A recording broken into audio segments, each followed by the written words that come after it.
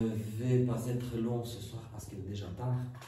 Nous voilà un deuxième dimanche. Il y a 2 dimanches dans la suite des dimanches après la Pentecôte, 2 dimanches de l'année où on lit le festin, le banquet et les invités qui ne voulaient pas venir. Jésus a dit cette parabole, mais après ça, il faut savoir que c'était les communautés chrétiennes autour de Matthieu et de Marc et de Luc, qui ont mis cela par écrit. Donc il y a d'abord le message cru, j'ai envie de dire, du Christ, tel qu'il a enseigné aux disciples, et ensuite ce sont les communautés chrétiennes qui ont élaboré les textes du Nouveau Testament, qui ont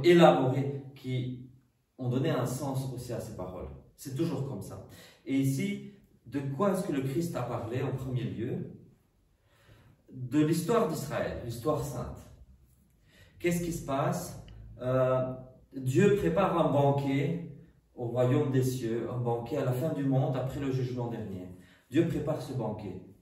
Et déjà, avant ça, puisque le royaume de Dieu est déjà parmi nous, anticipativement, Dieu envoie ses prophètes pour dire à l'humanité, venez au banquet.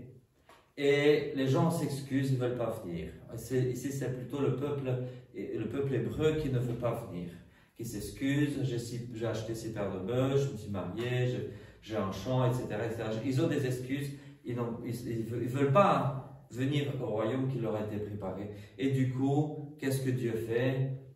Dieu il a envoyé d'autres prophètes, et puis à la fin, il dit, puisque c'est comme ça, cherchez maintenant les nations. Puisque le peuple d'Israël n'a pas voulu, cherchons les nations païennes. Et ces nations païennes, faites-les entrer de force au festin du royaume. C'est ça, on va dire, le sens primitif, littéral que Jésus a. Et après ça, il y a le sens donné par la communauté chrétienne. C'est quoi le sens? C'est une communauté eucharistique. Les communautés qui se forment et qui écrivent, qui mettent par écrit le Nouveau Testament, sont des communautés eucharistiques. Ce ne sont pas des assemblées qui viennent à l'église pour écouter une catéchèse et s'emmerder. Chanter 3 chants, avoir un enseignement et puis rentrer chez elles. Non, ce n'est pas une école, ce n'est pas une synagogue. La synagogue, c'est là étymologiquement synagogue, là on est poussé ensemble. Ça, c'est la synagogue. L'église, c'est ecclesia, c'est convocation. Les chrétiens sont convoqués à l'Eucharistie. Et c'est de là que, c'est ça l'interprétation qui nous est donnée dans le texte final. Et c'est quoi? Il y a l'Eucharistie. L'église célèbre la résurrection du Christ tous les dimanches. Et d'autres jours aussi. Mais principalement les dimanches. Et tous les dimanches a lieu l'Eucharistie. Et alors, après ça, il y a 2 phénomènes. Un phénomène où les chrétiens disent, même si mon boulot ne m'entrave pas, même si je n'ai pas de difficulté pour aller à l'Eucharistie, je ne veux pas aller à l'Eucharistie. Parce que je trouve le dimanche comme un jour ordinaire. Bien sûr, le dimanche, sachez que l'Église primitive célébrait, le christianisme primitif célébrait l'Eucharistie samedi soir. Donc là, c'était plutôt des gens qui disent je ne veux pas venir à l'Eucharistie parce que le jour de l'Eucharistie, je fais la même chose. Il s'agit d'agriculteurs. Hein. Ce sont des agriculteurs qui font leur métier et ils n'ont pas un employeur derrière eux pour dire aujourd'hui tu dois venir travailler. Donc c'est eux qui choisissent les plages horaires où ils doivent travailler. Mais ce sont des gens, dans la parabole, qui disent « moi je ne viendrai pas à l'Eucharistie parce que je veux continuer à faire ce que je fais d'habitude. » Il faut savoir que les païens n'avaient pas de jour de repos. Le jour de repos, le sabbat, c'est une invention hébraïque. Hein? Les riches n'avaient pas besoin de travailler puisqu'ils avaient des esclaves et les esclaves n'avaient pas de repos, sauf pour dormir. Et donc, c'est le peuple hébreu qui vient, sous l'inspiration de Dieu, qui dit il y a un jour de repos en semaine. et c'est le sabbat. Nous, chrétiens, c'est compliqué, je ne vais pas entrer dans les détails, il est tard maintenant. J'ai déjà parlé de ça précédemment. Mais même quand nous sommes en repos un mardi, un mercredi, un jour où, parce que nous vivons dans une société, là dans la société belge, il y a, je me souviens plus, 38% des gens qui travaillent en fin de semaine et 24% qui travaillent la nuit. Donc nous sommes une société où on ne peut pas dire « Ah, tout le monde a congé le dimanche ». Non, ce n'est pas vrai, ce n'est plus d'actualité. Donc les gens travaillent en fin de semaine et on n'a pas toujours le loisir de venir à l'Eucharistie parce qu'on travaille et que les plages horaires du travail ne nous permettent pas de venir à l'Eucharistie. Il y a d'autres excuses valides, j'ai envie de dire. Rester au chevet d'un malade, par exemple. Et beaucoup d'autres. Il y a plein de raisons pour lesquelles on peut légitimement dire « je ne vais pas à l'Eucharistie ». Mais l'Eucharistie, c'est là où Dieu se donne. Je reviendrai un petit peu à ça un petit peu après. Je vais finir la parabole. Il y a une autre catégorie de personnes qui viennent à la messe, à l'Eucharistie, et qui n'ont pas quoi? Qu'est-ce que cet homme-là n'a pas? Qui sait me dire? Le maître dit qu'il n'a pas le maître il dit la tenue, effectivement. Et de quoi est-ce qu'il s'agit? De quoi est-ce que vous pensez qu'il s'agit dans la parabole? Alors, petit rappel historique. La robe que vous voyez sur Sophie, une aube, d'où vient le mot aube? Du latin alba. Et qu'est-ce que signifie alba en latin? Blanche, oui. C'est un vêtement blanc. Albus, c'est le masculin. Alba, c'est le féminin. Donc, une aube, c'est le vêtement blanc. Et pourquoi est-ce que les acolytes, et d'ailleurs le clergé aussi, portent l'aube blanche? Pourquoi pas une aube multicolore avec des petites fleurs? Symbole de la pureté. Exactement, plus exactement, la pureté. Quelle pureté? Du baptême. L'aube est le vêtement du baptême. D'ailleurs, c'est pour ça que le samedi et le dimanche après Pâques s'appellent le samedi in albis, le dimanche in albis. Parce que les néophytes, c'est-à-dire ceux qui viennent de recevoir le baptême, ils vont à l'église toute la semaine en portant l'aube qu'ils ont reçue lors de leur baptême. Et les premiers chrétiens, donc les néophytes portent l'aube pendant une semaine. Et puis samedi ou dimanche, on enlève l'aube. Et après ça, on range l'aube. Il y a d'autres personnes qui vont utiliser l'aube. Mais il faut savoir que le clergé et les ministres charismatiques, comme les acolytes, continuent à porter le vêtement du baptême. En fait, si on voulait faire les choses de façon excellente dans l'église, il faudrait qu'il y ait un vestiaire avec des aubes et que les chrétiens, quand ils viennent à la messe, ils enfilent des aubes. Parce que les premiers chrétiens, c'est ce qu'ils faisaient. Les premiers chrétiens s'habillaient, venaient porter leur robe de baptême, leur robe, tous les dimanches à la messe. Donc les premiers chrétiens faisaient ça. Et après ça, pour des conditions pratiques ou impratiques, on a arrêté cette affaire-là. Il n'y a plus que le clergé qui portait ça. Mais à la base, c'est ça, c'est le baptême. Et donc, Dieu voit à l'Eucharistie quelqu'un qui n'a pas l'aube. Et il lui dit, ça veut dire qu'il n'a pas le baptême. Il dit, mon ami, comment es-tu entré ici? Et le jette dehors. En fait, dans le christianisme primitif, et encore dans certaines communautés, heureusement, ça se pratique encore aujourd'hui, heureusement, les personnes qui se préparent pour le baptême n'assistent pas à toute l'Eucharistie, à la messe. Ces personnes, après l'homélie, reçoivent une prière de la part du prêtre ou de l'évêque, l'imposition des mains, et elles sont congédiées. Et ces personnes sortent, donc ne restent pas pendant la liturgie eucharistique, pendant la messe des fidèles. Et c'est pour ça que voilà, la messe des fidèles, c'est pour les baptisés. Et donc, il faut croire que dans les communautés chrétiennes qui ont mis par écrit la parabole qui a été dite par Jésus, ils ont eu un truc du genre, c'est-à-dire qu'il y a eu des gens non baptisés qui sont venus à l'Eucharistie parce qu'il y avait des gens qui, eux, étaient chrétiens baptisés, puis ils ont dit, par exemple, leurs voisins, ah viens, tu vas voir, c'est amusant, viens avec nous. Et on trouve une personne qui n'est pas baptisée et qui est là pour recevoir l'Eucharistie. Ça a dû créer un incident.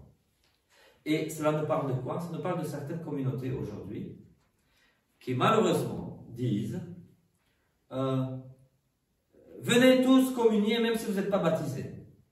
Et qui se moquent du baptême en fait. Qui réduisent le baptême à une cérémonie vide.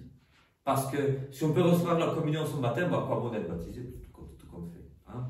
Donc cette parabole, elle parle pas que du passé, elle parle vraiment de quelque chose qui tourmente aujourd'hui certaines églises, surtout en Amérique, où on veut à tout prix donner l'Eucharistie à tout le monde. On invite des non-baptisés à l'église et puis on veut leur donner l'Eucharistie. Et puis encore bon d'être baptisé finalement. Et voilà, ce sont des choses qui arrivent, mais ça ne devrait pas arriver. Parce que c'est le baptême, la confirmation qui suit tout de suite le baptême et la première communion lors de la même Eucharistie. C'est ça qui doit être la norme dans le christianisme, comme ça a été dans le christianisme primitif. Voilà pour tout ça. Et je vais revenir à l'Eucharistie. À quoi bon l'Eucharistie? Jésus se donne à nous dans l'Eucharistie. Vous vous souvenez que Jésus, quand il est né quoi? Dans un grand palais, dans un lit king size? Non, il est né dans quoi?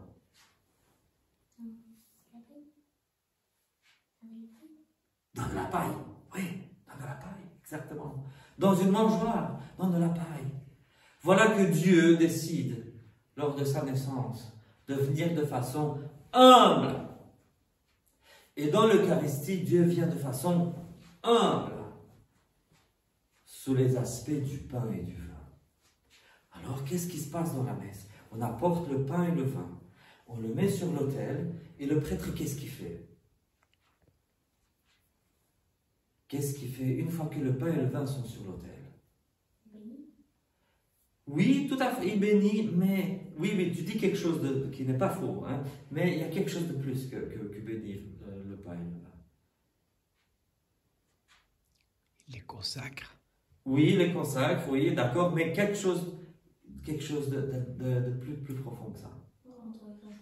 Oui, c'est ça. Le prêtre, l'évêque rend grâce à Dieu. Et c'est ça l'Eucharistie. Le mot grec Eucharistie signifie action de grâce, le fait de rendre grâce à Dieu. C'est pour ça que, tantôt je vais dire, le Seigneur est avec vous, élevons nos cœurs, en gros pour dire, attention à ce qui va se passer, hein. Là, on arrive à un truc important. Et puis, rendons grâce au Seigneur notre Dieu. Vous allez me répondre, cela est digne et juste. Cela est digne et juste. Et c'est comme ça que le prêtre, accompagné de toute l'Église, en fait, parce que c'est pour ça que vous répondez à au dialogue, hein. C'est pour ça qu'il y a un dialogue.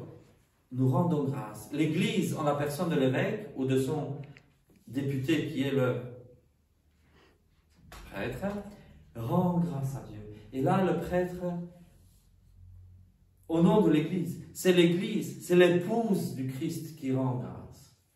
Et en échange de cela, en échange à notre action de grâce, Dieu change le pain et le vin en quoi?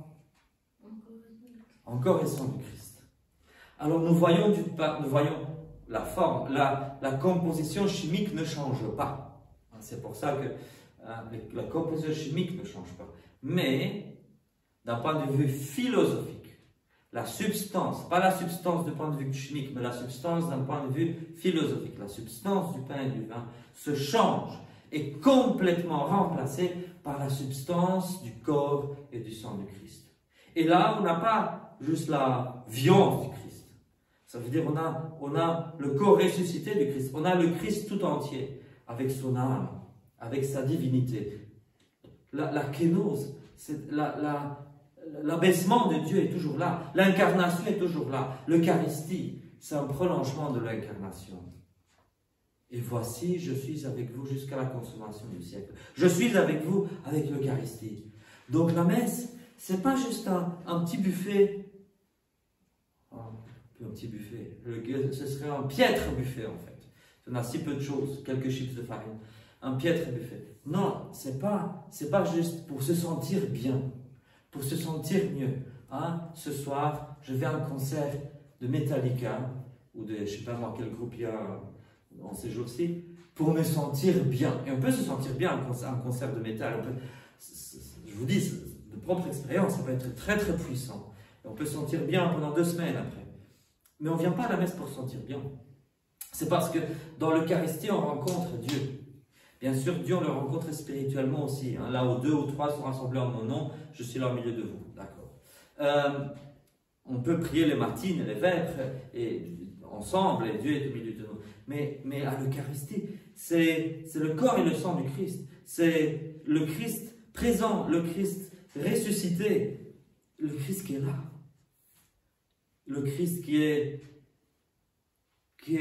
la seconde personne de la Trinité, Dieu le Fils, Dieu le Verbe, qui a pris chair. Et qui, en l'occurrence, dans la messe, a pris chair à partir du pain et du vin. Dieu qui prend chair à partir du pain et du vin en l'Eucharistie. Et c'est ça l'Eucharistie. Et c'est pour ça que, pour l'Église, il est important de dire, il est important de venir à l'Eucharistie. Maintenant, je ne vais pas vous dire, il faut à tout prix et tout ça. Moi, quand j'étais adolescent, j'étais un peu con. Comme tous les adolescents, on perd des connexions, il y a d'autres connexions. Et quand j'étais adolescent, parfois, je dormais que 5 heures par nuit, 6 heures, parce que j'allais parfois à 6 heures du matin à la messe, à 6 heures du matin, pour ensuite pouvoir aller au cours. Donc, pour pouvoir je disais, il faut que j'aille à la messe, même en semaine. Et bon, maintenant, avec les années, je me dis, j'ai mal fait, parce que j'aurais dû veiller à ma santé. J'aurais peut-être pas dû aller tous les jours à l'Eucharistie. Mais les dimanches, bien. Les dimanches, bien. Au moins les dimanches. Et les jours de fête. Et alors là, anticiper l'Eucharistie. Pensez dans son cœur, encore 3 jours et je serai à l'Eucharistie. Encore plus que 2 jours. Plus qu'une fois dormir et je serai à la messe. Plus qu'une fois dormir et je serai à la rencontre de Dieu. Avec Dieu. Les anges, des milliers d'anges qui sont autour de nous. Voilà l'Eucharistie. Amen. Amen.